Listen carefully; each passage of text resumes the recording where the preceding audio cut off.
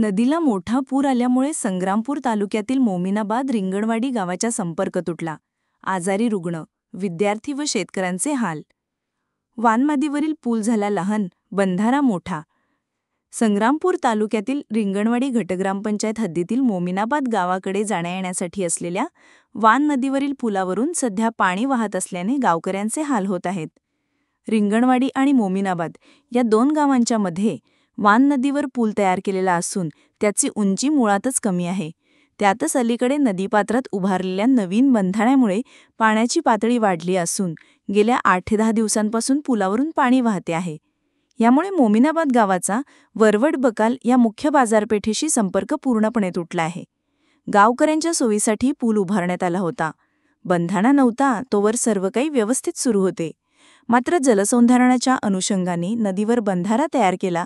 या बंधाऱ्याचे लाभही मिळत आहेत, परंतु दुसरीकडे पुलाची उंची कमी असल्याने व बंधाऱ्यातील पाणी पातळी अधिक राहत असल्याने वारंवार गावाचा संपर्क तुटतो. अशा स्थितीत गावातील आजारी रुग्णांना वरवट-बकाल येथे उपचारासाठी नेण्याकरिता खांद्यावर घेत पाण्याच्या प्रवाहातून जीव मुठीत धरून पूल ओलांडावा लागतो. त्यामुळे रुग्णसेवेत मोठ्या अडचणी निर्माण झाल्या आहेत. टोपलीत बसवून रुग्ण मुलीस नेले रुग्णालयात. पुरामुळे रुग्णांना रुग्णालयात कसे न्यावे असा प्रश्न पडला आहे. दरम्यान 2 सप्टेंबरला मोमिनाबाद येथील एक मुलगी आजारी असल्याने तिला दवाखान्यात नेणे गरजेचे होते. नातेवाईकांनी तातडीने निर्णय घेऊन जीव धोक्यात घातला आणि मुलीस प्लास्टिकच्या मोठ्या टोपलीत बसवून पूर ओलांडण्यात आला. रिंगणवाडीतून वरवड-बकाल येथे रुग्णालयात नेऊन उपचार करण्यात आले. सद्यस्थितीत वारी हनुमान धरणाच्या 2 दरवाजातून पाण्याचा विसर्ग सुरू आहे.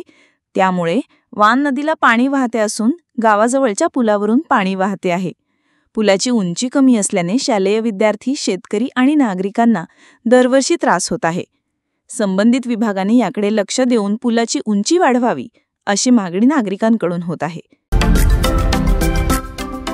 महाराष्ट्रातील महत्त्वाच्या व ताज्या घडामोडी जाणून घेण्यासाठी आजच आमच्या सूर्या मराठी न्यूज चॅनलला सबस्क्राईब करा आणि बेल आयकॉन प्रेस करा.